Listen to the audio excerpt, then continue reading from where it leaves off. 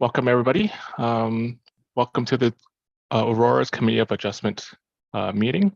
The time is currently 7:03 p.m. on Wednesday, April 12th, 2023. I'd like to call this Committee of Adjustment meeting to order. Welcome, everyone. First thing on our agenda today is the appointment of the committee chair. As most of you would know, we have a new committee sitting with us today.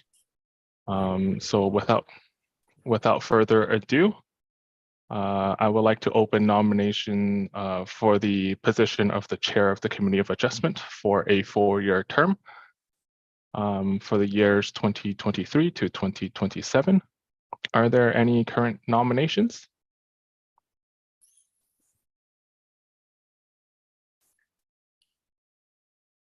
David?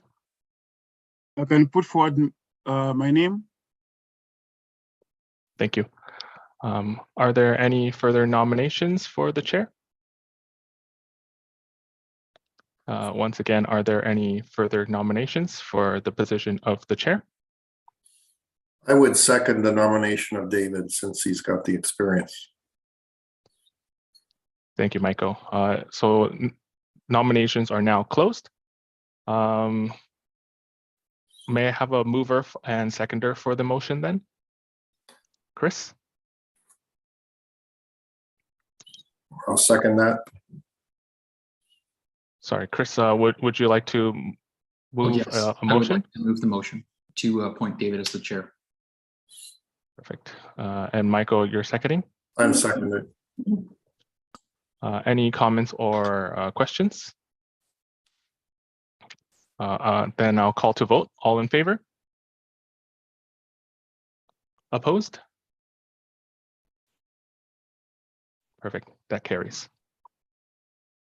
Moving on to item 1.2. I will now open nominations for the position of Vice Chair for the Committee of Adjustments for a 4-year term from 2023 to 2027. Are there any nominations? Michael? I'd like to nominate Jane Stevenson if she would accept it.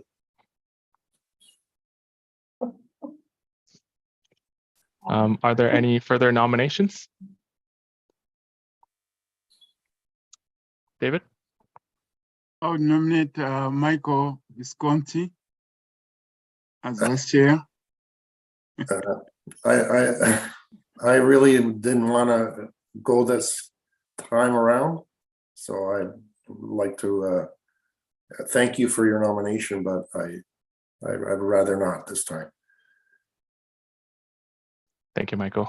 Thank you, David. Then I would nominate Christopher, if you would wish to have his name there too. Chris? Sure, I'm Yeah. definitely open if the committee members are supportive. Thank you, everyone. I have to ask once again, are there any further nominations? Nominations are now closed. So may I please have a mover and a seconder for a motion? I move. Dave? Oh, sorry, I move Michael. that for Jane Stevenson. To be appointed as vice chair? Yes. Do I have a seconder? I can second that. Thank you, Julian. Then I'll call to vote. All in favor?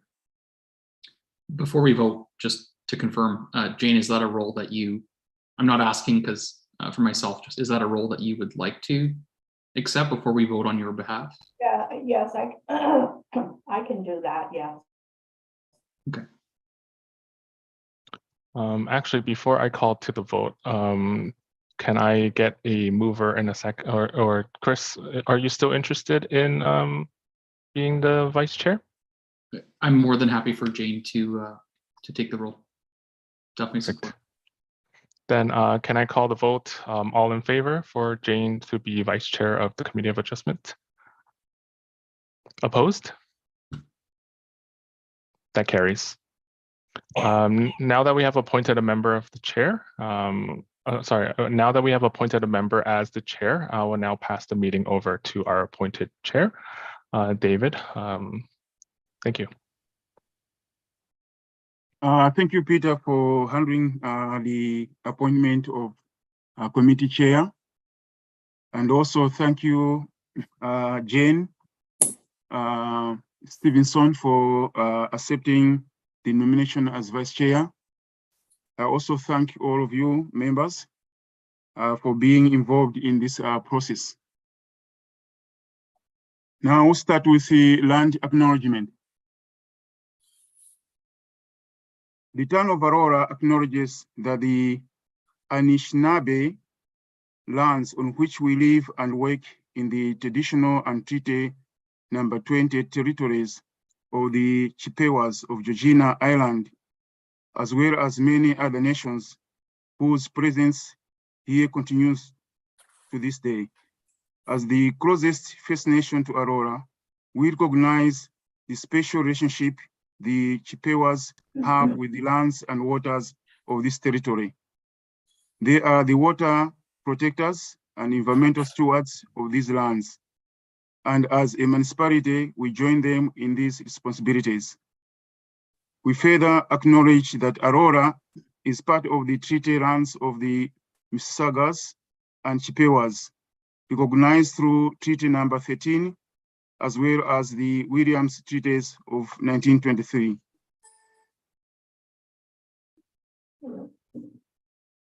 A shared understanding of how the rich culture heritage that has existed for centuries and how our collective past brought us to where we are today will help us work together into a better future. I will start by introducing the committee members and staff. I am the committee chair. My name is David Muhango. The vice chair is Jane Stevenson, and the remaining members are Christopher Polsineri, Michael Visconti, and Julian Young. The secretary treasurer is Peter Fan. The planner tonight is Adam Robb. And I'm just wondering if we have other town staff, if they're here. The council committee coordinator is Linda Botos. The deputy town clerk is Jocelyn Grossi. The manager of development planning is Lawrence Cook. This public meeting is being audio and video recorded. It is also being conducted virtually and through the use of Zoom technology. Your name, address, comments, and any other personal information are being recorded according to the Municipal Act and the Municipal Freedom of Information and Protection of Privacy Act. This will help our town clerk prepare accurate minutes and to create a record that is available to the general public, including on the town's website. Questions about this correction should be directed to the town clerk. Please be advised that the reports being considered tonight are available on the Town of Aurora website and through staff at the town's planning department. Should you wish to receive notification of any of the decisions of tonight's meeting, please complete the appropriate form available through town staff. Applicants and agents will automatically be notified. For each application that will be considered tonight, the following process will occur. I will briefly outline the purpose of the applications, and then the applicant or agent will then be given the opportunity to make a presentation. However, one is not required. It is the applicant's decision whether they wish to speak or let the application proceed on the merits of the information as received. Presentations and deputations are limited to 5 minutes as much as possible. Following any initial comments from the applicant, I will invite members of the public who have interest in the application to come forward and address the committee. Those members of the public who wish to speak must clearly state their name and address and must provide this information to the Secretary Treasurer. Should you wish to obtain a copy of the notice of decision, please complete the appropriate form available through the Secretary Treasurer. Members of the public are reminded that text comments are not permitted during the meeting, and that they will not be noted in any manner or any time. Each individual may speak only once on an issue, and once discussion has commenced in respect of the motion, no further presentations shall be made. If you require any technical assistance with your presentation, please let me know. If you wish to speak and are currently following this meeting on the YouTube feed, you will need to turn the feed off and join the live meeting, as there is a slight lag between the YouTube and live feed. Please ensure that all questions and comments are directed through me as the chair, and if relevant, I will request the appropriate person to respond. It should be noted that the applicant will be given the opportunity to respond to any questions or comments should the committee feel that is appropriate. Tonight's meeting will now commence. We'll start with the approval of the agenda. So from the members, I would require a mover and a seconder. Jane. I'll give you a motion that the agenda be accepted as circulated by the Secretary Treasurer. Do you have a seconder? Yes, I can second that. Julian is seconder. All in favor? The motion is carried.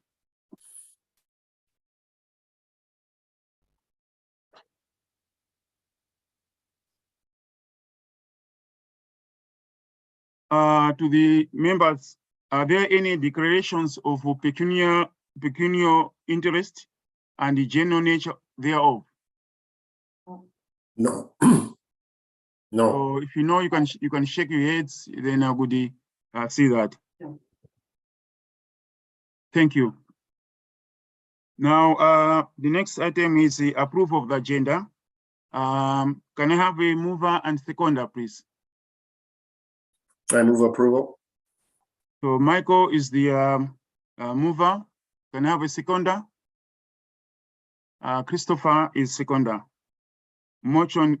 So Michael, you could say that you move that the agenda is approved. I move that the agenda is approved. Through you, Mr. Chair. Thank you. Now, confirmation of past minutes. Since I'm the only member who participated in the on the March 9 meeting, I'll move and then I'll have a seconder. So I move that the past minutes be confirmed. May I have a seconder? I'll second that. Okay, thank you, Jane. Thank you.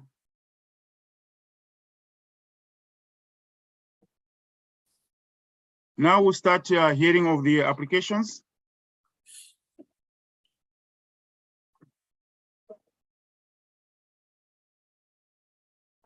So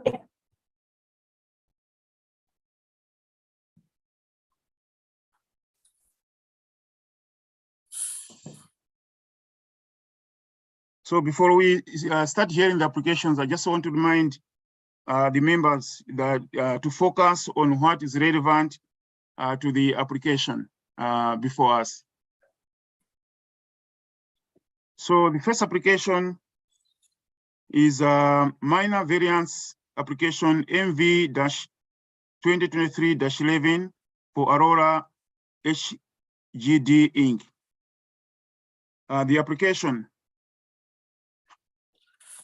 The applicant is requesting relief from the requirements of the town's comprehensive zoning bylaw 6000-17 as amended to increase the lot coverage of a lot 20 on plan 65M-4773, also known as lot 90 on the draft plan of subdivision, within phase 3 of the registered plan of subdivision Highland Gate.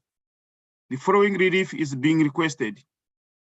Section 24-466-2-3 of the zoning bylaw permits a maximum lot coverage of 35%. The applicant is proposing a lot coverage of 36.2%.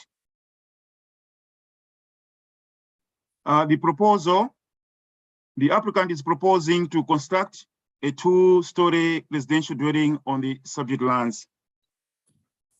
The applicant's stated reasons for not complying with the zoning bylaw is as stated on the application form, due to the irregular shape of the lot, the model type selected and purchased for the subject lot slightly exceeds the maximum lot coverage provision of the zoning bylaw.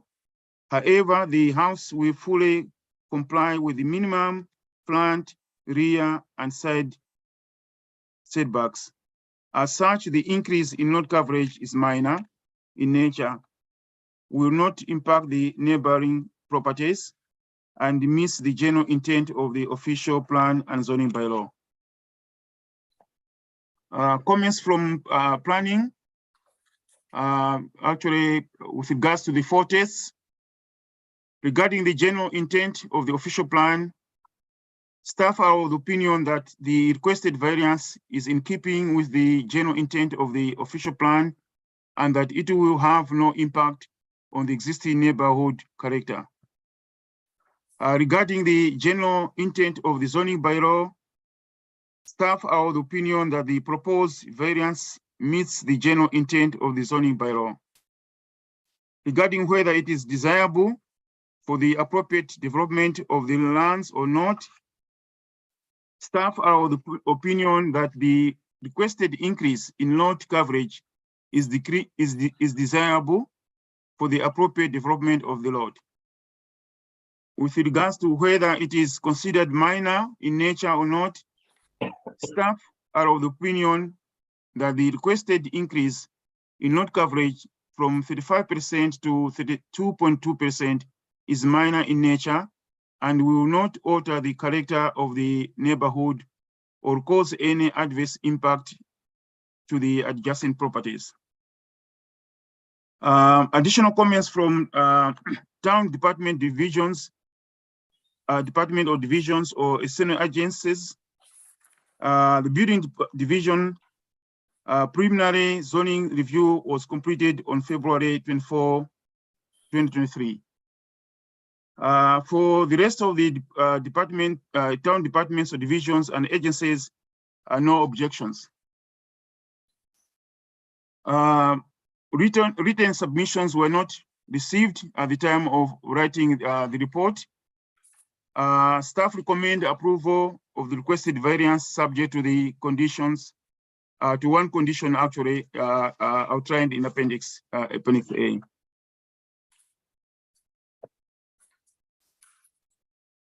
So that's the application. Now, do we have an applicant or agent who want to speak to this application? Through you, Mr. Chair. Yes, I do. Okay, so identify yourself, like your first name, last name, and also your address.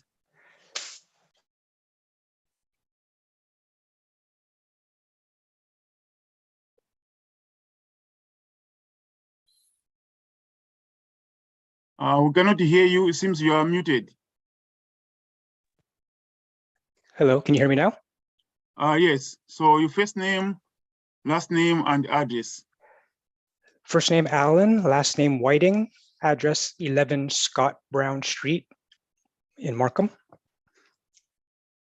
Okay, thank you. So, do you have a presentation or comments or anything you want to speak about your application? Just the the reasoning for the application, or sorry, the purpose of why the house doesn't comply. Essentially, it's due to the shape, the irregular shape of the lot. It results in the house exceeding the maximum lot coverage slightly. So I would just like to state that the house will fully comply with the other requirements such as front, rear, and side yard setbacks, as well as building height requirements. And I think that's all. Okay, thank you. Do we have any members of the public who would like to maybe comment or ask questions to the applicant or about this application? Through you, Mr. Chair, there are no public delegations for this application. Okay, thank you. Now I'll open this to the members of the committee. If you have any questions or comments to the applicant or the town asking for any clarification and so on. I can see Michael. Yes, through you, Mr. Chair. I read the staff report, and I think it meets the 4 tests under 45(1) of the Planning Act. But I just have a question for the applicant. Is he the owner of the house, or is he an agent for the owner? I am an agent. Okay, thank you very much for that. That's all I have to ask right now. Thank you, Michael. Any other member? Any question or comments?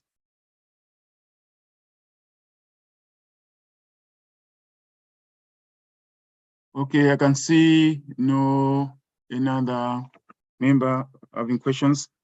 Now I'll look for a motion from the members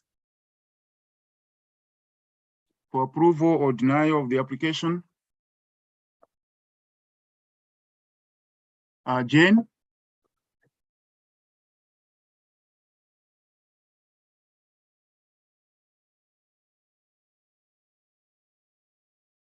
You are muted, Jane.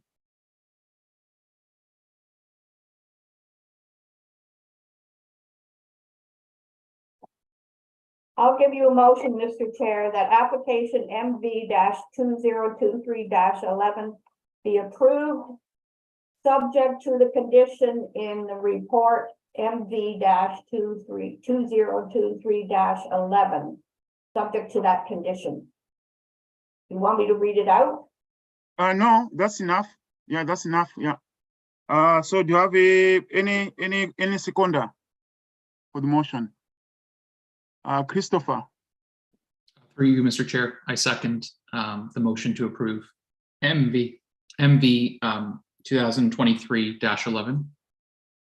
Okay, thank you. All in favor? Motion carried. Thank you. So, Alan, this is to the motion is carried and the application is approved, subject to the condition in the staff's report. Thank you. Have a good night. Thank you very much. Have a good evening, everyone.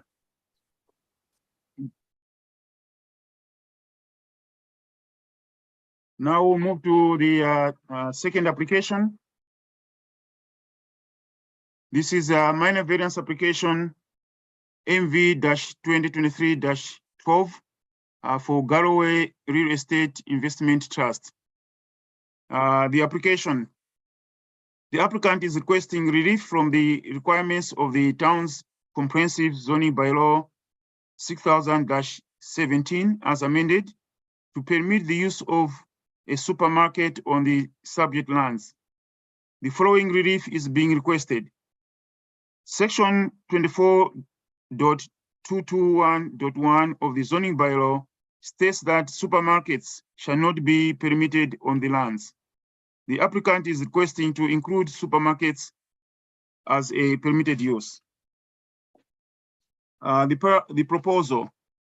The requested variance is to allow a supermarket as a permitted use. More specifically, the applicant is proposing to convert Building B, the former Winners Building, into a supermarket. No additions, major building construction, or expansions to the existing building are proposed as a result of this minor variance. The applicant's stated reason for not complying with the zoning bylaw. As stated on the application form, we are exploring the option of a supermarket, which is currently not permitted. Planning comments. With regards to the general intent of the official plan, staff are of the opinion that the requested variance meets the general intent of the town's official plan. With regards to the general intent of the zoning bylaw, staff are of the opinion the requested variance meets the general intent of the zoning bylaw.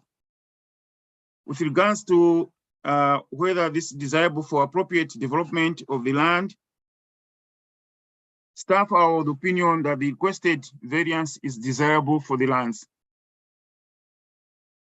With regards to whether this is considered minor or in nature, staff are of the opinion that the requested variance is minor in nature.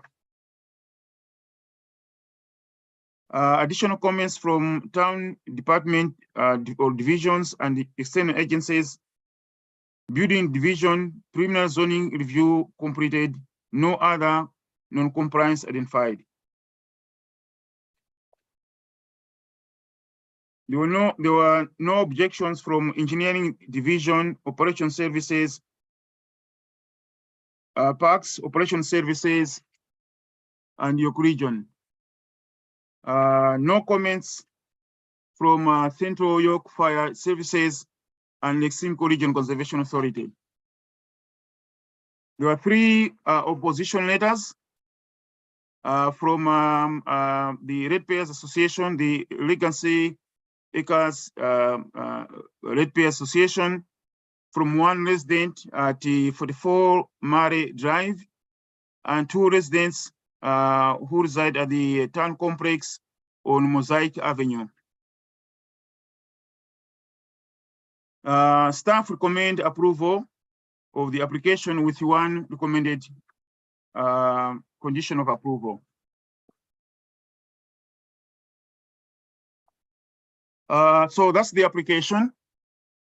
Do we have the applicant or agent who wants to speak to this application?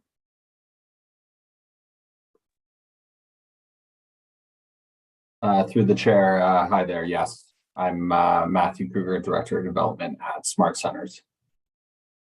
Okay, if you can also give us your address. 3200 Highway 7, Vaughan, Ontario. Okay.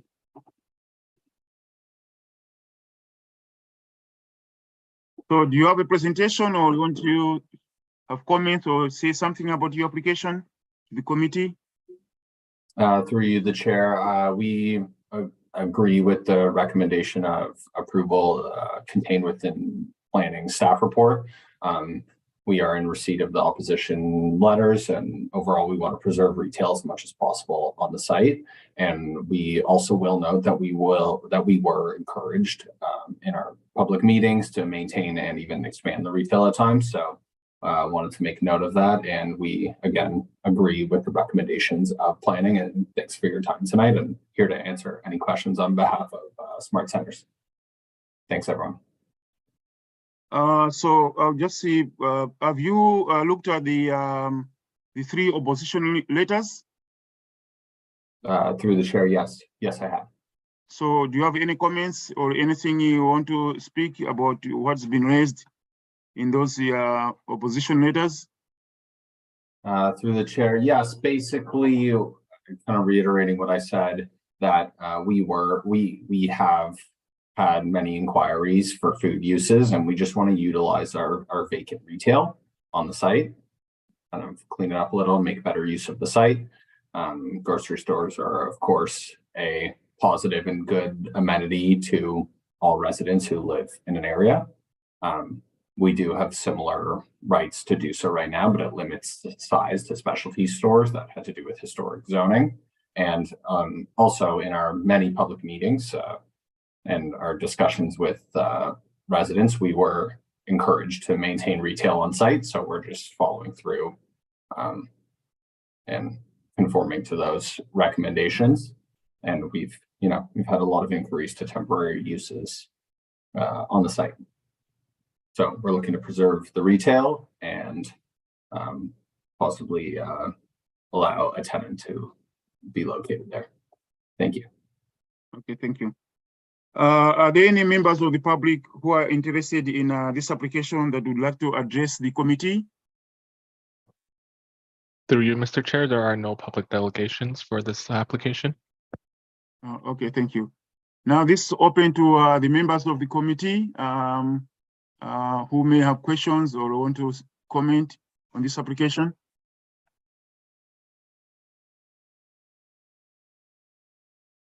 Michael? Through you, Mr. Chair.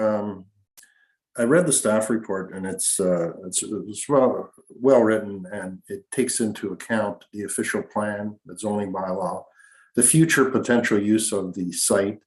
And I also read the letters of opposition, where they raised concerns that it should be, that property along with the Canadian Tire property should be viewed as a whole. But generally speaking, I mean, it's a phased in type of development for that, the Aurora Promenade. So in my opinion, some of the concerns raised by the opposition letters from the community, one stating that we already have a No Frills, a Metro store in the vicinity, and that we really don't need another grocery store. In my opinion, I think competition for the food dollar is important. So we could actually use more competition, maybe prices will come down for the community. And really the variance meets the 4 tests under the Planning Act, in my opinion. And therefore, it's minor in nature. And hopefully it'll bring competition for the food dollar to the community of Aurora. And that's what we want. So actually it's good for the community, in my opinion. So the other question I have for Matthew Kruger was, what type of tenant is there, or are you not allowed to, tell us who the potential supermarket will be? But if you don't, then that's fine too. But I'm just, maybe the community would like to know the potential tenant that they can bring their food dollar to.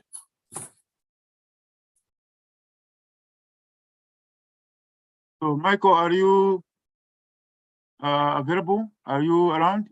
There's Yes. a question there. How many? Not Michael, sorry.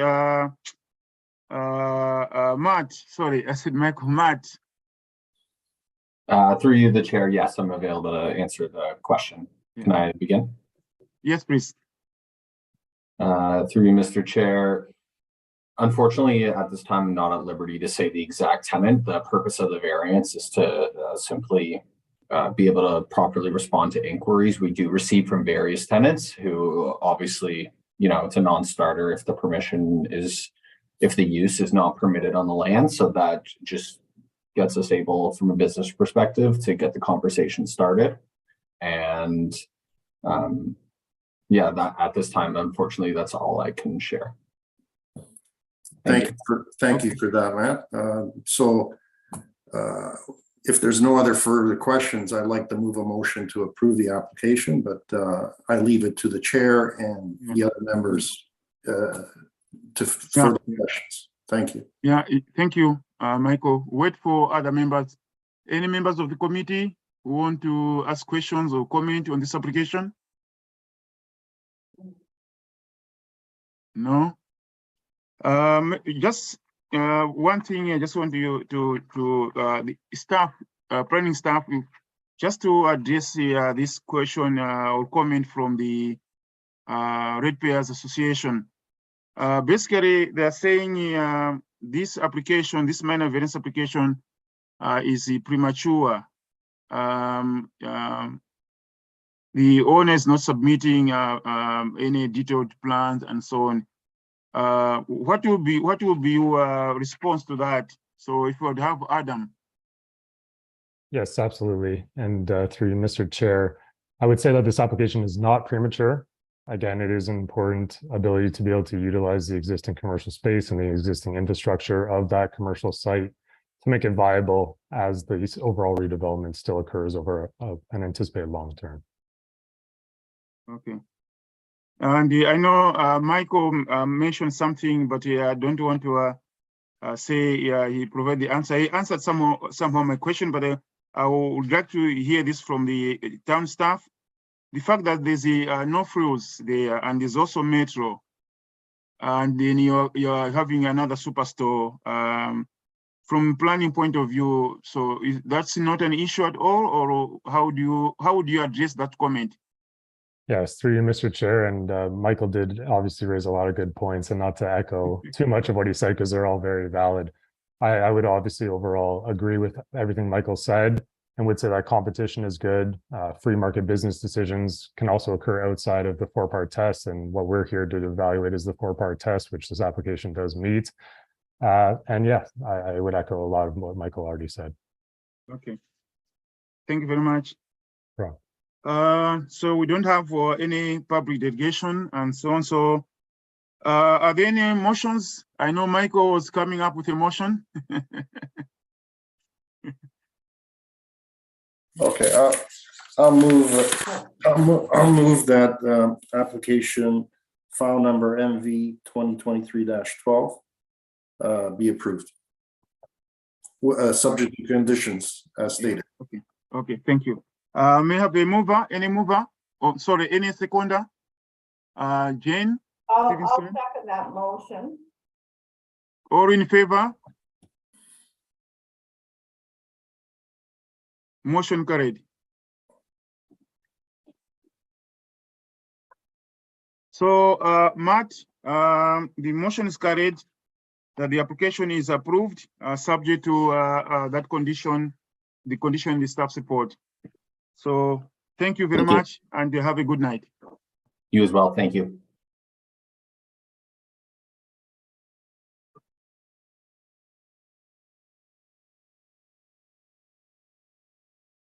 We now move to the third application, which is a minor variance application MV-2023-13 for Mainela. The application, the applicant is requesting relief from the requirements of the town's comprehensive zoning bylaw 6000-17 as amended to permit an accessory building, cabana, and a rear covered porch with a combined gross floor area of 69.3 square meters. Also in square feet is 745.94 square feet. A conceptual site plan and elevations are attached as Appendix B to this report. The following relief is being requested. So there are two specific applications. The first one, which is called A, section 24.362.1.2 of the zoning bylaw requires a minimum setback of 2.0 meters from the side lot lines. The applicant is proposing an accessory structure, which is 1.9 meter to the side lot line, thereby requiring a variance of 0.1 meters. The second application, B, section 24.362.1.3 of the zoning bylaw requires a minimum of 50% of the lot area be preserved in an open, landscaped, or natural condition. The applicant is proposing more than 58% of the lot area as built or covered with impervious material, thereby requiring a variance of 8%. The proposal, the owner is proposing to construct a cabana with a gross floor area of 41.8 square meters or 450 square feet, and rear covered porch with a gross floor area of 27.5 square meters, also 296 square feet. The applicant stated reasons for not complying with the zoning bylaw. The applicant did not state a specific reason for the non-compliance in the application form, but the proposal represents a general desire to increase the functionality of the rear yard amenity area of the property. Planning comments. With regards to general intent of the official plan, staff are of the opinion that the proposed variances meet the general intent of the official plan. With regards to the general intent of the zoning bylaw, staff are of the opinion that the requested variances are in keeping with the intent of the zoning bylaw. With regards to whether it's desirable for the appropriate development of the land, staff are of the opinion that the proposed variances are considered desirable for the appropriate development of the lands. With regards to consideration for as considered as minor in nature, staff are of the opinion that the requested variances are minor in nature. Additional comments from town department divisions or external agencies. Building division preliminary zoning review was completed on April 6, 2023 to confirm the variances required for the proposed development. There were no comments from operational services, public works, Central York Fire Services, York Region, and Lake Simcoe Conservation. For engineering division, comments were provided with appropriate conditions of approval outlined in Appendix A, dated April 5, 2023. And there are no objections for operational services. There's one support email from public, actually one resident at 126 Soleil Boulevard. Staff recommend approval of the application with 3 recommended conditions of approval. That's the application. Do we have an applicant or agent who want to speak to this application? Hello there. Can you hear me? Hello? Hello, you could hear me? Yeah. Yes, so can you identify yourself, like your name and address? Perfect. My name is Anthony Bartolini. I reside at 1204 Hill Street in Innisfil, and I'm representing my clients on this file from 96 Soleil Boulevard. I have myself and my clients have no opposition to staff recommendations, and we don't have further comments to actually add to the staff report at this moment. If you, Mr. Chair, or committee members have any questions, we have no issue responding to those at this time. Do we have any public delegates? Through you, Mr. Chair, there are no public delegations for this application at this time. Okay. So I'll open this to the committee members. If you have any comments or questions to the applicant or staff, maybe for clarification.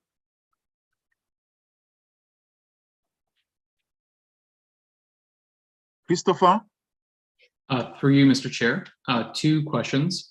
One is more pointed. So I'm just wondering if the applicant or their agent can confirm whether the side setback of the proposed pavilion encroaches on the easement that is outlined on the site plan. And the second question is more general in nature. If the applicant or their agent can just explain the reason behind why these requested variances are being requested. Through you, Mr. Chair, am I free to answer those questions? Yes, please. So just to answer your question, Christopher, the one question was in relation to encroaching on the easement. In fact, we made a pretty strong effort to have no encroachment on that easement with city staff. So to answer your question simply, there will be no construction in that easement at all. And specifically speaking towards why the variance was required, unfortunately, when we planned the cabana, that just increased the impervious surface slightly. And the setback, we just wanted to gain as much space between the pool and the cabana as possible. So that's which arised the variance of 0.1, which I guess is quite minor in nature at this point. Because we did have to kind of continue to push the cabana away from the easement as a recommendation from city staff. I hope that answers your question. It does, thank you. Okay. Any other member? Michael? Through you, Mr. Chair, I'm looking at the site plan and the location of the pool and where the cabana is, and I'm looking at the back of the property, where the neighboring rear property owner is, and just wondering with the applicant, is there any concern of runoff into that backyard as a result of the increase in coverage? Through you, Mr. Chair, just to answer Michael's question. So in the back, actually, in fact, I mean, not to say that and we have any intention of impacting that property, but it's an open space to start. And so obviously our intention is not to impact that property. There is a manhole in the corner there, or a sewer in that back corner. And as a condition through development engineering on our file, they do require us to make sure that we are able to provide like a drainage impact development study in accordance to their standards. Thank you for your clarification. No problem, my pleasure. Oh, thank you, Michael. Thank you, Anthony. Any other comments from members of the committee? So for me, I would say I had some questions or comments, but I think members have already asked, so I don't have to repeat those. There's only one thing which I want to ask, if okay with the, I'll ask the town.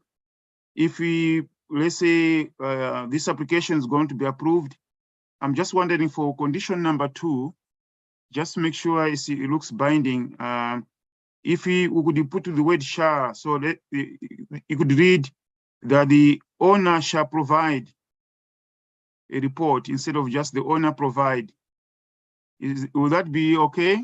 So this question will go to Adam. Yes, through you, Mr. Chair, there's no problem with adding that one word. Yeah, okay. So I'll be looking for a motion, and just remember, if you'll be mentioning anything about the conditions, that is a second condition, to read the owner shall provide, and the rest will be the same. So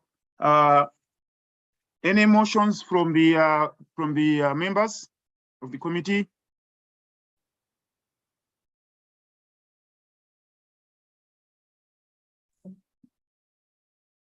Michael?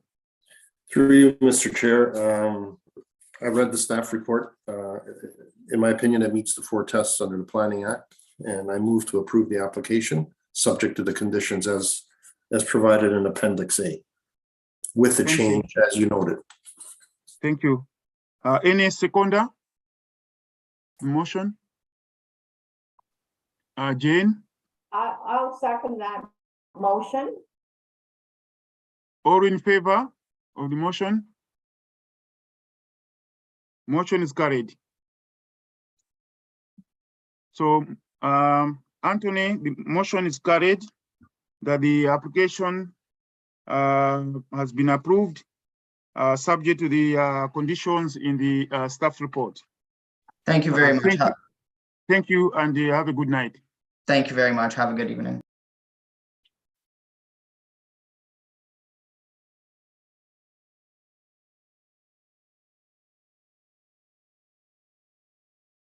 The next application is the minor variance application MV-2023-07 VC. The application, the applicant is requesting relief from the requirements of the town's comprehensive zoning bylaw 6000-17 as amended to permit a two-story addition with a gross floor area of 140.81 square meters, also known 1,516.67 square feet. A conceptual site plan and elevations are attached as Appendix B in this report. There are 6 specific variances. So the following specific variances are being requested. A, Section 7.2 of the zoning bylaw requires a minimum front yard setback of 6.0 meters. The applicant is proposing a two-story addition, which is 4.0 meters to the front property line, thereby requiring a variance of 2 meters. Variance number B, Section 24.497.3.2 of the zoning bylaw requires a minimum interior side yard setback of 1.5 meters. The applicant is proposing a two-story addition, which is 1.3 meters to the interior side property line, thereby requiring a variance of 0.2 meters. Variance number C, Section 24.497.3.3 of the zoning bylaw requires a maximum load coverage of 35%. The applicant is proposing a two-story addition with a load coverage of 38.4%, thereby requiring a variance of 3.4%. Variance number D, Section 5.4 of the zoning bylaw requires a minimum 2 parking spaces per detached dwelling unit. The applicant is proposing 1 parking space, thereby requiring a variance of 1 space. Variance number E, Section 4.20 of the zoning bylaw requires steps to be minimum 4.5 meters from the front property line. The applicant is proposing steps 2.5 meters from the front property line, thereby requiring a variance of 2 meters. Variance number F, Section 4.20 of the zoning bylaw requires an open-sided roof porch to be a minimum 4.5 meters from the front property line. The applicant is proposing an open-sided roof porch, which is 3.1 meters from the property line, thereby requiring a variance of 1.4 meters. The proposal. The applicant is proposing to demolish the existing garage and expand the existing dwelling and construct a new attached garage. The proposed attached garage will align with the proposed new front door entrance. The proposed addition will have a gross floor area of 140.81 square meters, which would result in a total gross area of 280.95 square meters when combined with the existing dwelling. The applicant stated reason for not complying with the zoning bylaw. I will read the whole of this since there are about 6 of the variances so that the public, everybody, if maybe they read sometime back, just so that they remember the reasons why. As stated on the application form, in order to have access to the new living space for a pathway from the current front door, the new garage would need to be pushed forward to allow for this access. The applicant also submitted a supporting letter which further states their reason to apply for a minor variance. And it says, the current entrance to the house from the backyard is on the north side where the pathway is narrow and steps up into the kitchen area with no visibility to the backyard. The front access to our house is from the driveway, and access to the backyard from the driveway is through a gate down a narrow pathway, again with no visibility to the backyard. We have considered many design options and have not been able to come up with the perfect solution. The main caveat is the current backsplit design with many different levels. According to the architects, adding new space to the house requires enough spacing between the existing build to incorporate stairs, and this is the reason we have asked for a variance to shorten our setback from the front. We worked on coming up with many different ideas to avoid the minor variance, but then once shown on paper to scale, we realized that none of the ideas in absence of minor variance would work. However, the design proposed in this document would work for us, but requires your approval. We were thinking long and hard about this plan, and we consulted with multiple A+ architects. This is the only design that looks like it may solve our problems if these minor variances are accepted. Planning comments. With regards to the general intent of the official plan, staff are of the opinion that the proposed variances meet the general intent of the official plan. With regards to the intent of the zoning bylaw, staff are of the opinion that the requested variances are in keeping with the intent of the zoning bylaw. With regards to whether it's considered desirable for the appropriate development of land or not, the staff are of the opinion that the proposed variances are considered desirable for the appropriate development of the lands. With regards to whether this is considered minor in nature or not, staff are of the opinion that the requested variances are minor in nature. Additional comments from town department divisions and external agencies. Building division, preliminary zoning review was completed on March 7, 2023 to confirm the variances required for the proposed development. There were no objections from engineering division, operational services parks, operational services public works, York Region, and the Lake Simcoe Conservation Authority, and also no comments from Central York Fire Services. There was one opposition letter from the Ratepayers Association. Staff recommend approval of the application with one recommended condition of approval. This is the application. Do we have the applicant or agent who want to speak to this application? Hello, Mr. Chair. Majid Vesa, owner and the applicant, and David Erbal, my architect, and my wife, Christina. Okay, so can you also, I know you've provided us your name. Can you provide us with your address? Yes, Mr. Chair. Full name is Majid Vesa, and address is 54 Nisbet Drive, Aurora, L4G2K5. Okay, thank you. So, do you have a presentation to make, or you have something you want to say about your application? Yes, Mr. Chair. Is this okay if I share my screen and go through the PowerPoint? Peter, do you have something from the applicant which you help presenting it here? Through you, Mr. Chair, yeah, yes, I did receive something from the applicant. I can pull that up on the screen. Thank you.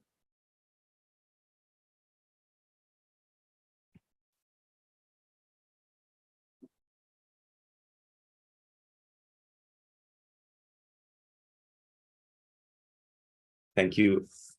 Through you, Mr. Chair, I present our application and the intent and the reasons behind our application. This is our house, the current house as the state of today, and we want to change it to what is proposed. Next slide, please.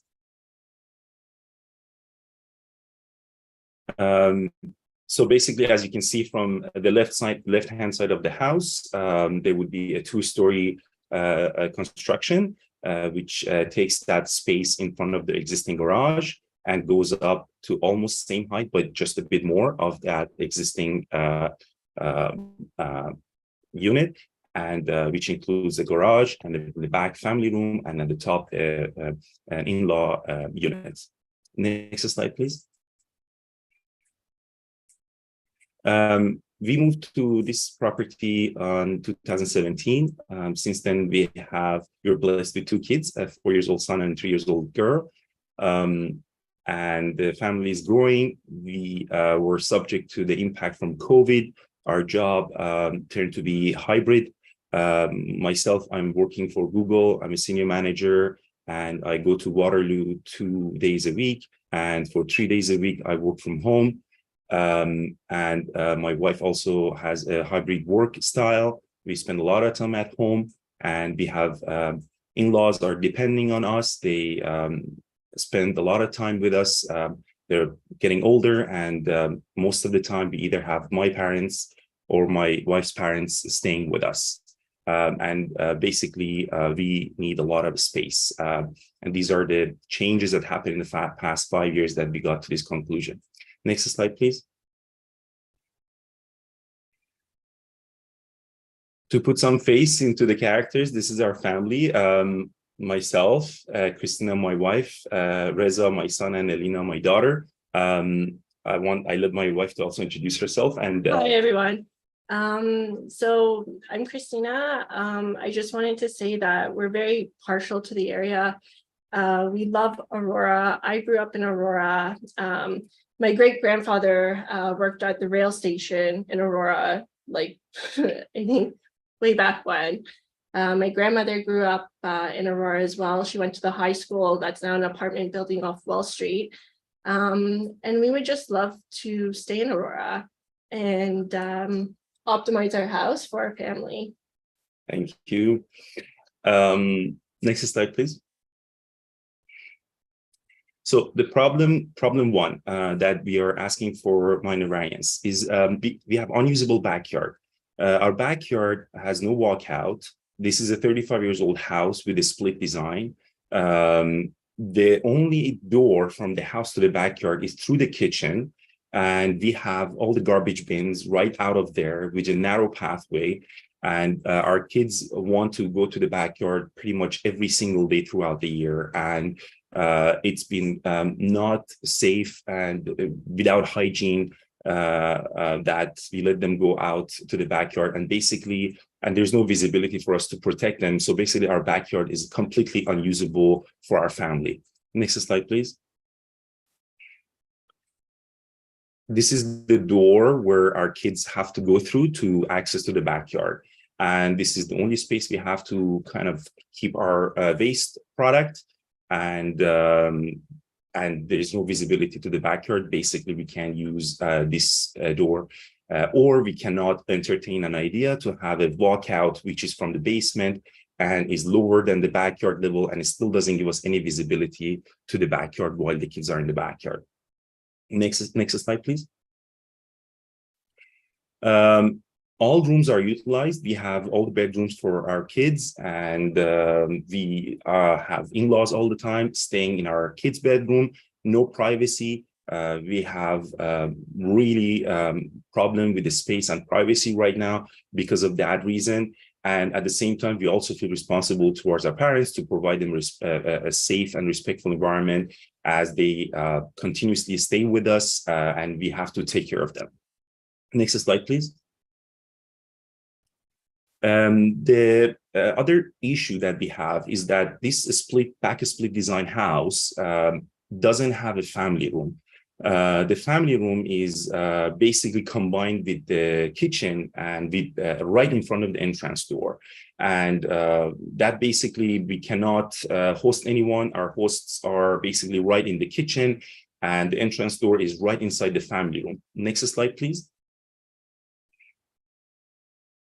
This is the entrance door and all the shoes that you can see that is in the house, and that's our family room. And I want to show you another angle of this space, so it makes it clear why we need an extra family room for our house. Next slide, please. You can see this is another angle. That's the entrance room in the back, entrance door, and there's that couch. That's our current space that we can sit as a family or host our guests. That's the dining table, and that's the kitchen. So this is all the space we have. Other than that, the rest of the house is either basement or the bedrooms. And basically with our growing family and having so many people in the house while in-laws are home, it basically is very difficult for us to continue living in this house unless we do something about it. Next slide, please. So basically the whole point of this design is space. We have been looking into many different nuances of how to make this house livable, which I would explain in the next slides. But basically the summary of this is that walk out to the backyard with visibility over kids and what they do, having a family room for this back split design house, and also creating a private and safe space for our in-laws. Next slide, please.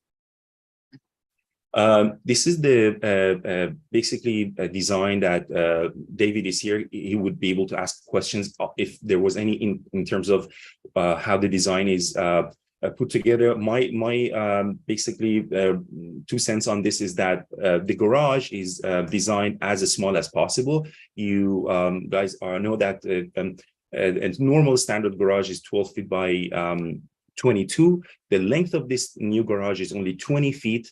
And the reason that you're coming out, if you can see at the bottom of this design, is that we needed that entrance and that kind of a space to walk out to the new family room, where is now is our garage. So our existing garage becomes the family room, and then we need to bring the garage a bit out so we can have that kind of pathway from our existing kitchen and area to the new family room. And we squeezed everything so much, and even though the garage, so we can create that. And as a result, we have to bring the garage out a little bit, which is about 2 meters, which basically the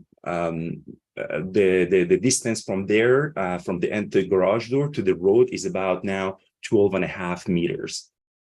Also that corner. And that corner, yeah. And if you notice about that corner where we have the closet and the storage right between the pathway of that existing unchanged to the new family room is a back split design. After consulting with our architect, we know that back split design is, if you want to alter anything there, it would impact the 2 stories of all the levels of this back split design as we have. We have to really kind of demolish partially the house.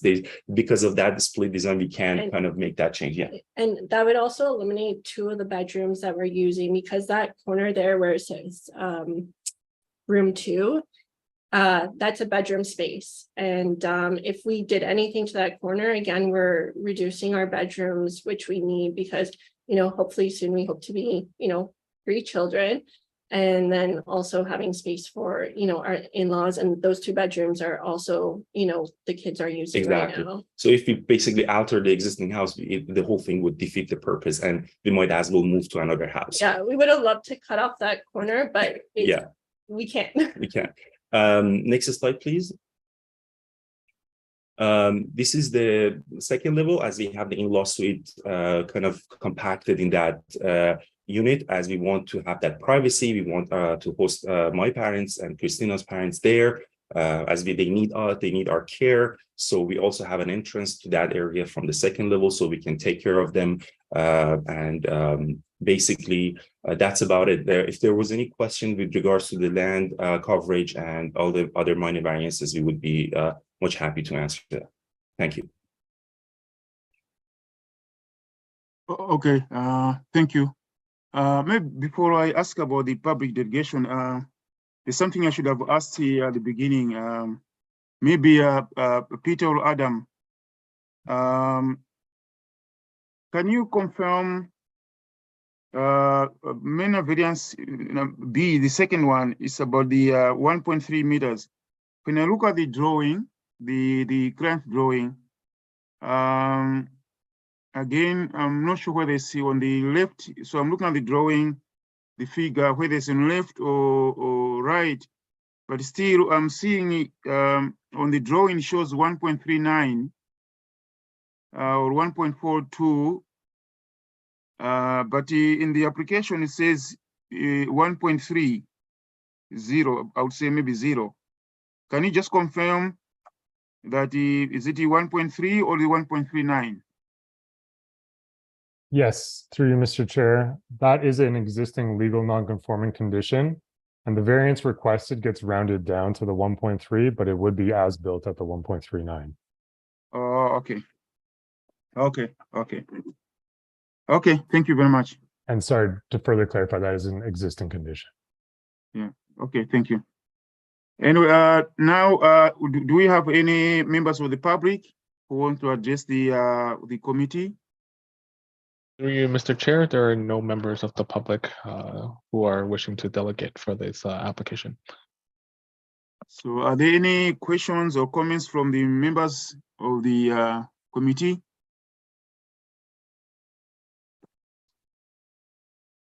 Michael? Yes, through you, Mr. Chair. I saw the letter of opposition from the Ratepayers Association. And I just have a question for the applicant. With due respect to the Ratepayers Association, they raised the issue of this committee looking at applications and doing variances and ever increasing lot coverage and side setback. I mean, their position is that the zoning and the official plan should be followed, and that in combination, all these asks of minor variances add up to a lot of variance. Has the applicant, the owner of the house, had discussions with the Ratepayers Association, just out of respect for them? And they are part of the community, and sometimes, you know, listening to them, they make valid points. Has the applicant spoken with the Ratepayers Association to see what their concerns are? Through you, Mr. Chair, we received a letter of objection just a few hours before this session, and we don't know anyone from the respected association Ratepayers. We have no information about who are the individuals of members of this association, and we reviewed that. We are more than happy to answer any question. We are also not sure if the members of this association are actually neighbors of our house, either immediate neighbors or on Nisbet Drive or immediate street behind us. We have no information, and we just learned about that letter of objection today. Thank you for answering that question. Thank you. Any questions from other members? Let me know if maybe you are raising your hand. Maybe I'm not even seeing it. Jane, anything from you? Christopher?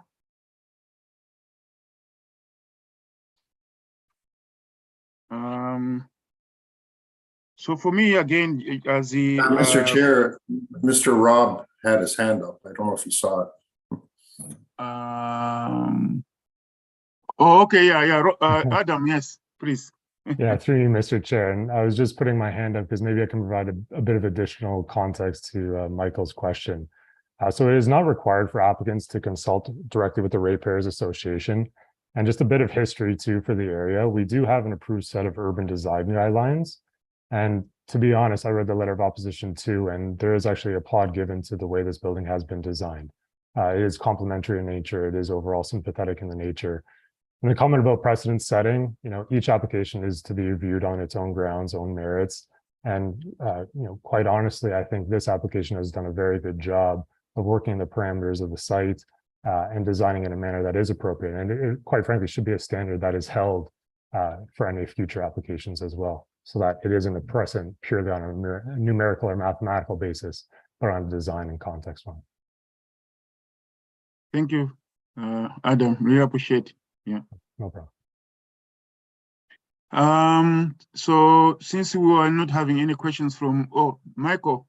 Yeah, I just want to go back to the applicants. I think you've done a fantastic job of, modifying your house to meet your family needs. And that's important, for your family. I fully support that side of it. There are other, neighbors and ratepayers associations. Sometimes they're more or less involved, and with due respect to them, they were complimentary of your application. So all said and done, I think you're doing a wonderful job for your family, for your house, and I fully support it. I think that I'm going to move to approve the application with the conditions. Not yet. Not yet. I'm sorry. Not yet. I'll leave it to the chair. Yeah. Let me see my screen here. Julian, I noted that you on my screen, I wouldn't see you. Did you have any question or anything? Hi, Mr. Chair. So I was reading the report from the Ratepayers Association, and they did note that if the town decided to add sidewalks in the future, it would really affect the considerations that we're discussing today. So I don't know if, Adam, if there's any plans in the works for sidewalk being added on that side in the future? Yes, through you, Mr. Chair. The short answer is no, there are no plans. And that is further evidenced by the comment section of the staff report, where no comment to that regard was made by our engineering team as well. And again, the short answer is no plan. Thank you. No problem. Christopher? Through you, Mr. Chair. If the applicant or their agent could just clarify the parking situation. I have consulted all of the drawings in the report. I am a bit confused. The drawing shows that there seems to be two vehicles parked side by side in the driveway, whereas there is only one parking space provided, and there's a variance requested for that. Mr. Chair, the distance from the future garage door to the road would be 12.5 meters. I'm not sure about if the rendering would show that distance clearly. 12.5 meters would potentially fit 4 cars compact on the driveway, and we hope that we would have also enough space inside the garage. I hope that answers. It is somewhat like I guess what I don't understand is the variance is being requested for it. The way that it's written is one parking space. Your drawing is showing 2 vehicles plus, like on the non-town right of way, plus whatever parking you're including on the town right of way. So just wondering why that variance is being requested if the situation is that you can already park multiple vehicles, even not on the town right of way, like your drawing is showing. Mr. Chair, I feel like Mr. Adam had his hands up. I would rather. Yes. Okay, Adam, yeah, through you, Mr. Chair, I can certainly answer that question. The nature of that specific parking variance is more technical in nature. If you look at the site plan corresponding to this application, the lot line is where, from a purely technical zoning perspective, that parking spot deficiency exists. However, we have confirmed with engineering staff that what zoning from a technical perspective is not taking into account for is that right-of-way area. So in actuality, the site context will have more than ample parking space provided. But from a purely technical evaluated perspective from zoning, it only has to measure to that lot line. What we do in modern plans of subdivisions and site-specific zonings for new subdivision developments is there's an expressly stated provision that allows parking within that right of way, which is common practice and is established. This just happens to be a legacy older subdivision that doesn't have that expressly stated in the zoning. Thank you, Adam, for providing that explanation. No problem. Any more comments from the members? Yeah. So for me, I had some questions. That's a good thing being chair. You ask at the end, and you find all your questions have been asked, which is very good, especially Michael. So thank you very much. One thing which maybe Adam, you've already explained, but I just want to explain the aspect of parking spaces. So the parking space in the garage itself doesn't account when you're talking about a minimum 2 parking spaces, and there's only 1 provided. So the one in the garage doesn't count. You only talk about the ones outside. So it's actually, through Mr. Chair, it's actually the inverse. The one in the garage is the one that counts, but technically the dimension between where it's the 4 meters to that lot line wouldn't count. So, but then when you count to the actual curb, there's more than enough space, which as I explained previously, there is no planning concerns around. Okay. Christopher. Through you, Mr. Chair. So just to clarify, we keep bringing up 1 parking space. Is there not 2 parking spaces in this double car garage? For you, Mr. Chair, technically speaking, it is 1. And then accounting for the driveway as well, there would be more than ample parking. I'm not sure, again, maybe the applicant can speak to what they intend to use for the garage, because it is sort of, somewhat large. Maybe you have plans for bikes or this or that, but technically speaking, it is 1 parking space. So Majid, do you want to explain? Are you going to have 1 car in the garage or 2 cars? Mr. Chair, the width of the indoor garage is 17 feet. I assume 2 cars can fit side by side. As a standard double door garage, if I have a good recollection, is 16 feet or so. So winter time definitely would have that intention to have 2 cars in the garage. Okay, thank you. Any more questions or comments from the committee members?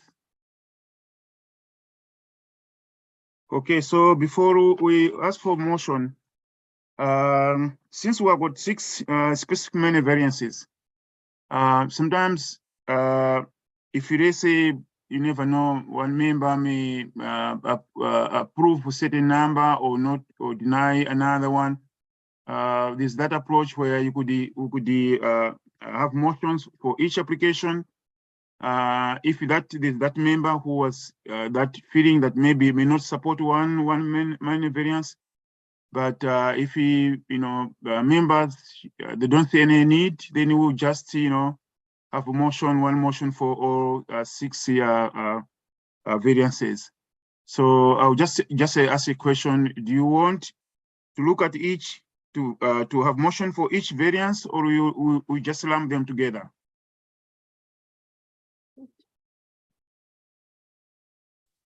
Hi, Christopher.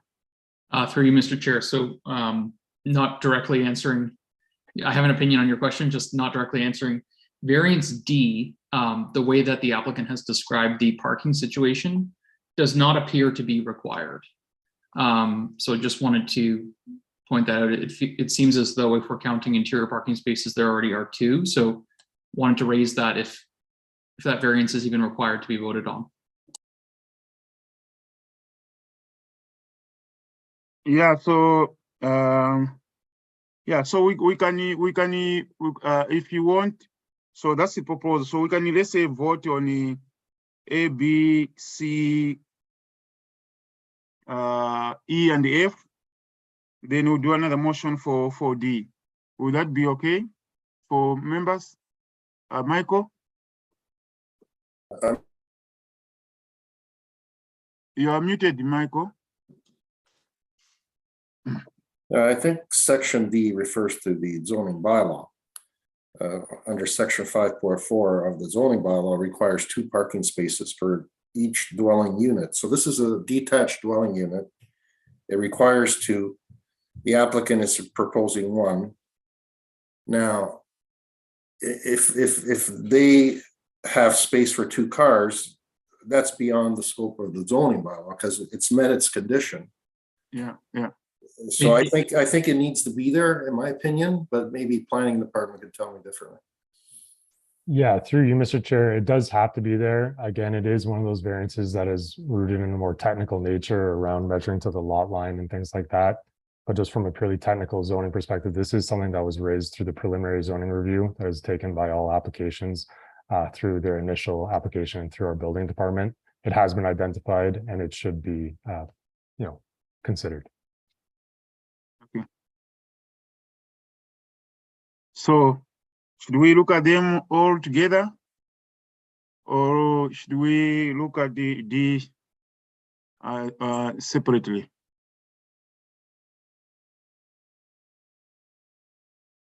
Michael, you are muted. Also, you are muted. And after Michael, Jane.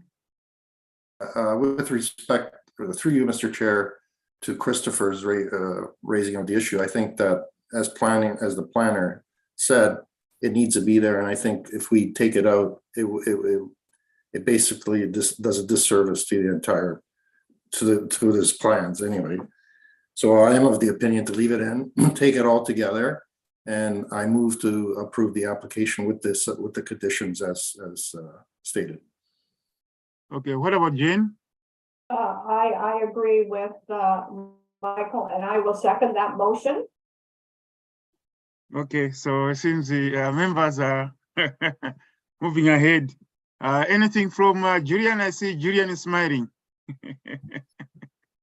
No, I agree. Okay.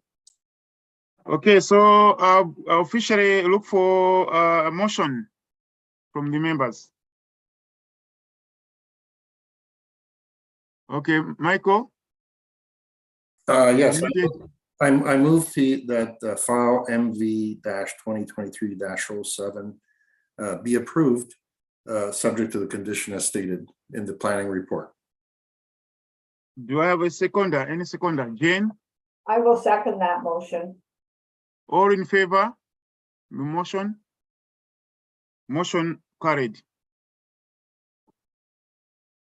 So the motion is carried and the application is approved subject to the conditions in the staff's report. So have a good night, Majid and your family. I wish you the best. Thank you so much. Yeah, thank you. Thank you. Have a good evening. Thank you. Good evening.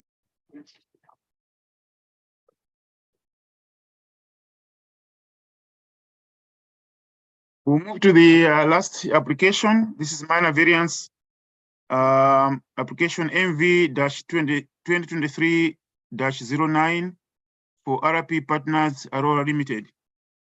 The applicant is requesting relief from the requirements of the town's comprehensive zoning bylaw 6000-17 as amended to facilitate the approved inclusion of 15 additional units in each apartment building on site. The Ontario Land Tribunal approved the related official plan and zoning bylaw amendment to permit a total of 345 units over 3 apartment buildings, with 1 apartment building with 115 units dedicated as affordable housing.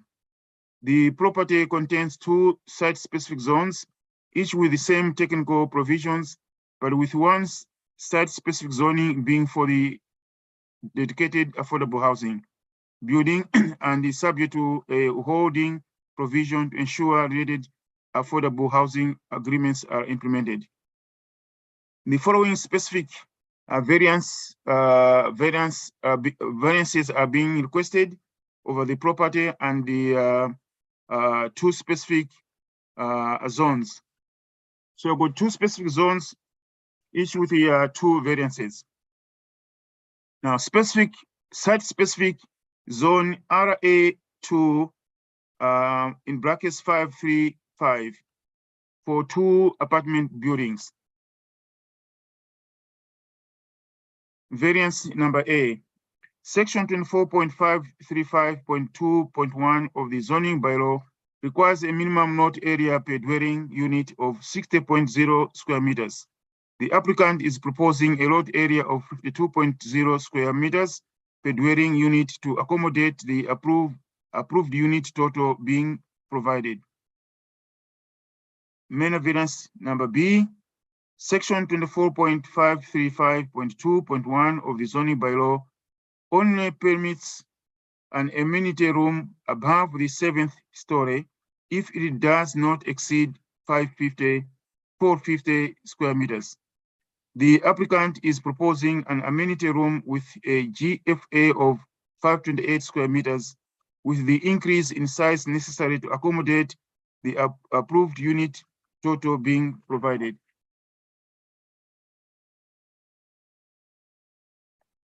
Now, the site-specific zone H, RAR 536 for one apartment building as affordable housing.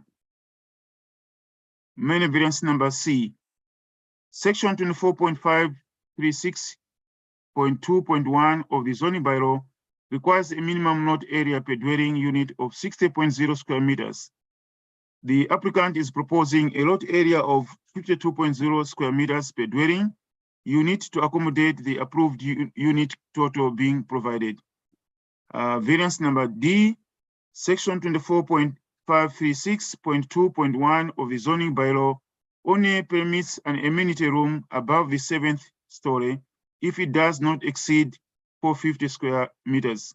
The applicant is proposing an amenity room with a GFA of 528 square meters with the increase in size necessary to accommodate the approved unit total being provided. The proposal. The requested variances are necessary to account for the reduction of the lot area per dwelling unit from 60 square meters to 52 square meters and an increase to the indoor amenity area from 450 square meters to 528 square meters for all three buildings on the site. Applicants stated reasons for non-complying with the zoning bylaw. As stated on the application form, variances requested are a result of 15 additional units approved for each building after the site-specific zoning bylaw was approved. Planning comments. With regards to general intent and purpose of the official plan, staff are of the opinion that the general intent of the official plan is being maintained. With regards to general intent and purpose of the zoning bylaw, staff are of the opinion that the general intent and purpose of the zoning bylaw is maintained. With regards to whether it's desirable for the appropriate development of the land, staff are of the opinion that the variances are desirable and represent the appropriate development of the land. With regards to whether it's considered minor in nature, it is the opinion of the staff that the proposed variances are not anticipated to cause any unacceptable adverse impacts. Additional comments from the town department, divisions, and external agents. Building division preliminary zoning review was completed, and there are no objections from all town departments and agencies. Written submissions were not received at the time of writing this report. Staff recommend approval of the requested variances with the two recommended conditions of approval. This is the application. Do we have the applicant or agent who want to speak to this file, to this application? Good evening, Mr. Chair, members of committee. My name is David Mackay. I'm a registered professional planner with MHBC, and I represent the applicant, Royal Park Homes. My address is 7050 Western Road, Suite 230, Woodbridge, Ontario, LGL 8G7. Thank you very much, David. A brief presentation, sir, if the committee would like to see it, and I believe staff are bringing it up there. Thank you very much. Thank you. If we can just go to the next slide. Mr. Chair, members of the committee, this proposal went through a number of iterations with council and staff over the last number of years. Through a settlement at the Ontario Land Tribunal, the overall development as shown here was approved. The auction lands, the purple area is the affordable housing project, and the other two buildings, 2 and 3, are the private sector homes to be built on the property. Through that process, we were able to achieve right at the last minute additional housing units of 15 per building. And so as we're designing that, since the OLT proposal was approved, we realized that there was a couple of different variances, one for lot area, as well as for the amenity space. So those are the two variances that are before you. Next slide.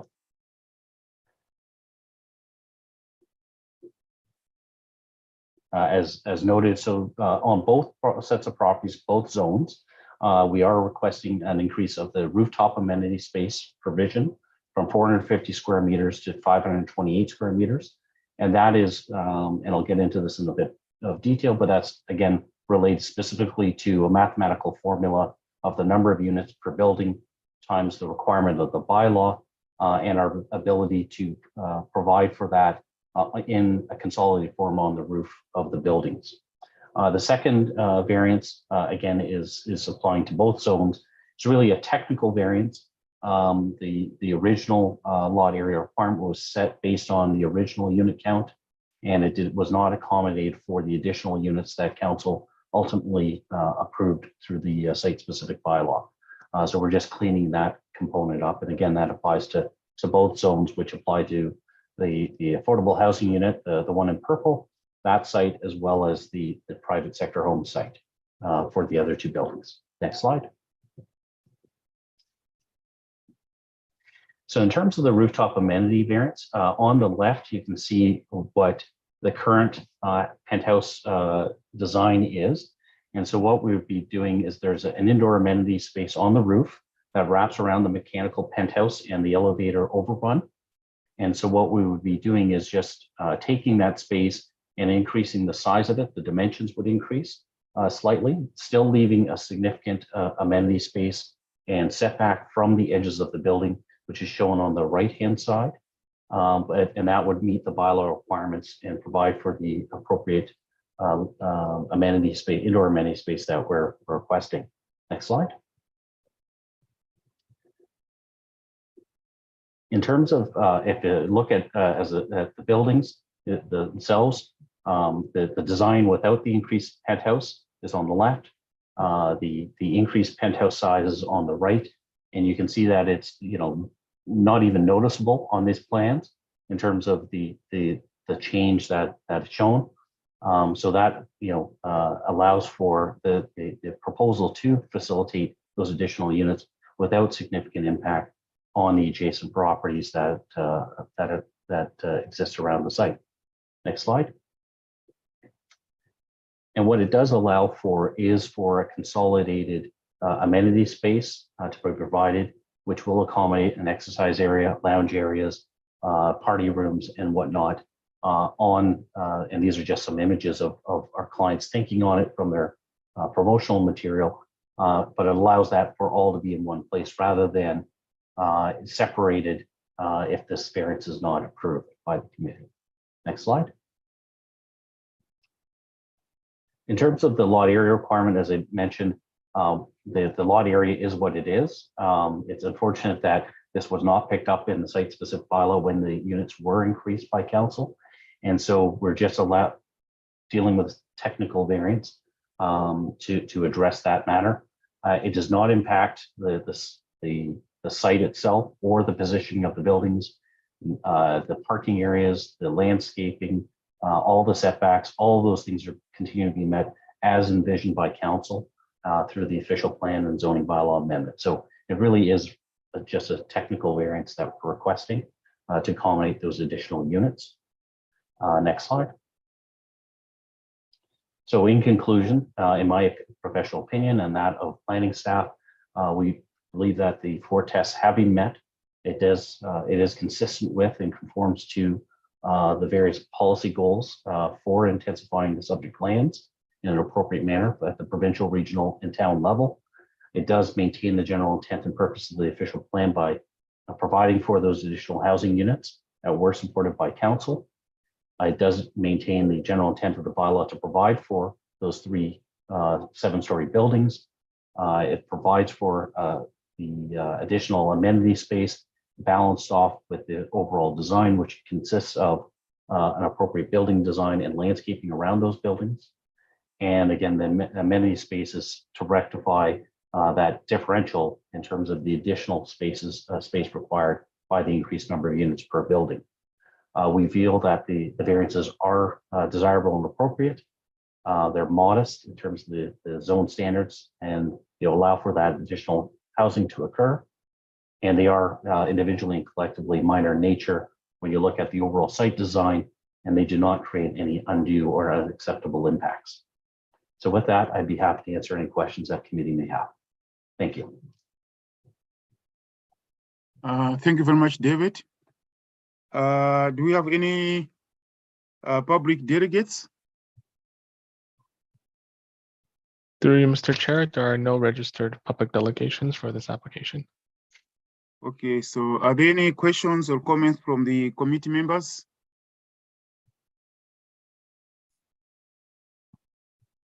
Michael? Through you, Mr. Chair, question for the applicants, actually a couple of questions.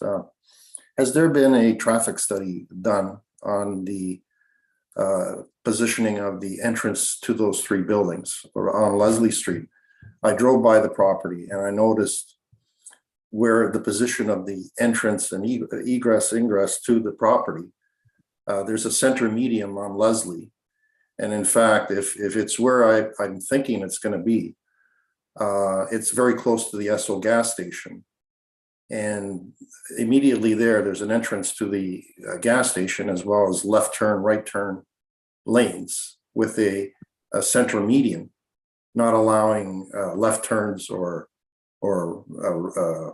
into the property from Leslie going north. Has there been a traffic study to look at that? Because it seems to be an issue with traffic wise, exiting and entering into the property.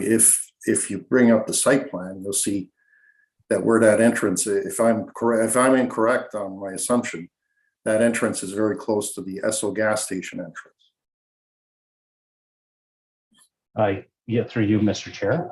Yes, this application, as I mentioned, has gone through an extensive process with staff, as with the town and the region, and that entrance design was accommodated through that very detailed design work, and we're also in to finalize those matters through site plan approval right now. So a traffic study was done. It was accepted by the region and the town staff as an appropriate location for that entrance. And my second question, the building with the hold provision, that's going to be the affordable housing building, correct? That's the area in purple, yes. Yeah.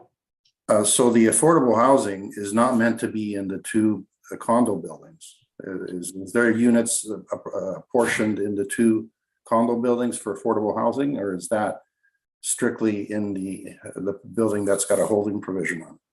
It's strictly within the building with the holding provision.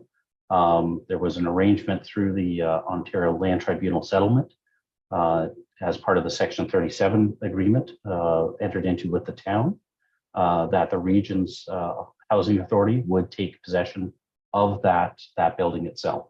And they wanted it entirely within one building for their purpose of maintenance and operational matters.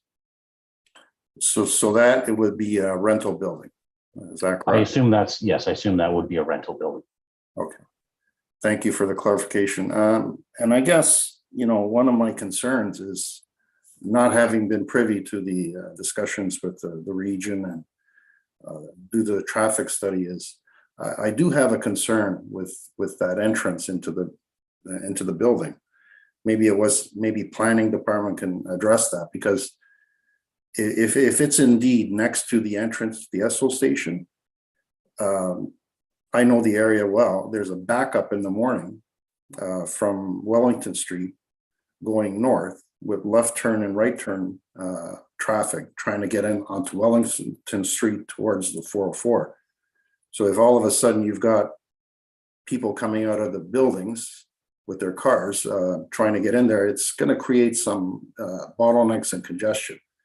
So that's one of the things. Maybe it's not within my jurisdiction as a committee member, but I'd like to raise that issue if planning can address that for me, please. Yeah, I can certainly speak to that through you, Mr. Chair. And honestly, most of my answers would echo that of the consultant, David, as well.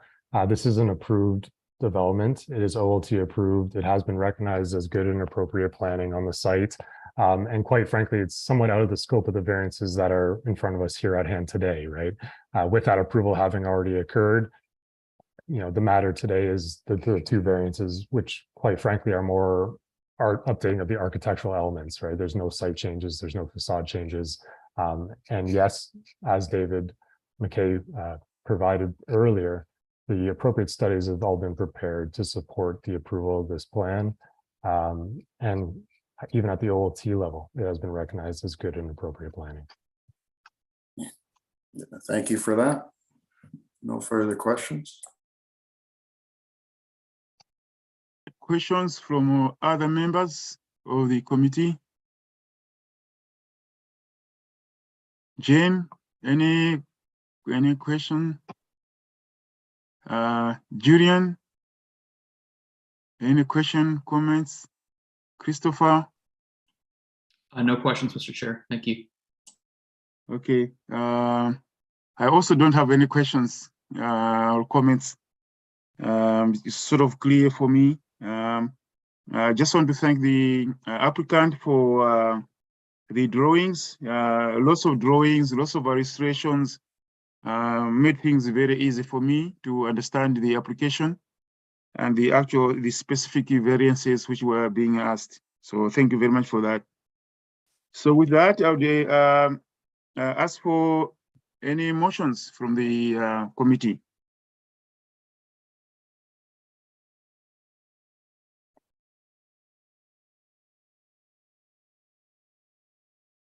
Christopher. Through you, Mr. Chair, I move to approve the application MV 2023-09, subject to conditions outlined. Any seconder? Jane? I'll second that motion. All in favor of the motion? Motion carried. Great. Thank you very much, everyone. Have a good, have a wonderful night. Hopefully you can enjoy some of the weather out there. Yeah. So motion is carried and the application is approved.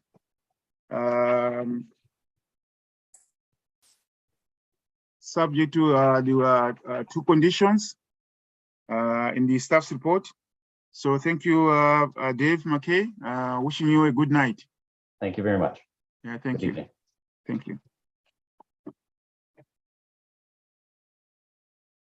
So the committee, we're done with the applications. Now going to the next part, which is the if there are any new business or unfinished business.